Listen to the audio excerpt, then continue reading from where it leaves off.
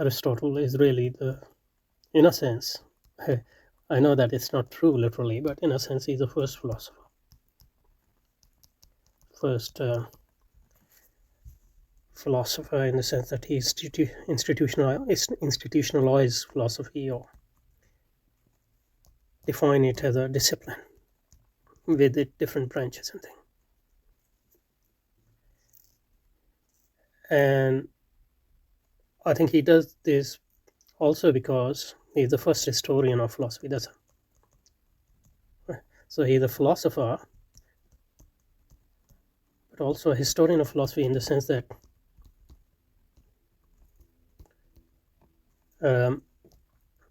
he relates what he's doing to what went before him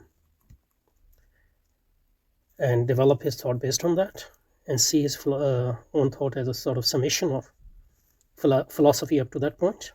So his philosophy in general, he, in a sense, and that's how he sees it, but I think we can also partially see it in that way, the summation of all that went before in Western philosophy.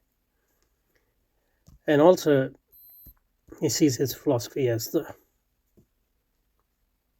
basically the culmination of philosophy as such, and what will come after would be just the elaboration or development of his thought and what he has done. In that sense, he's quite like Hegel, for example. That's how Hegel sees himself as well. But obviously, Hegel doesn't have that centrality which Aristotle has. So these are first two reasons.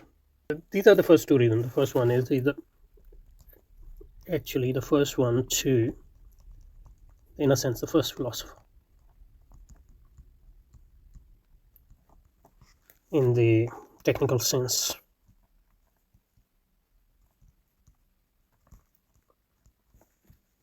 of the word, who basically turned philosophy into a discipline with its boundaries, with its techniques, methods, etc. So in that sense, he's the first philosopher. Secondly, he's also the first historian of philosophy in the sense. So by studying his philosophy, you're also studying basically what went before him. And he also sees his philosophy as a culmination of all that. So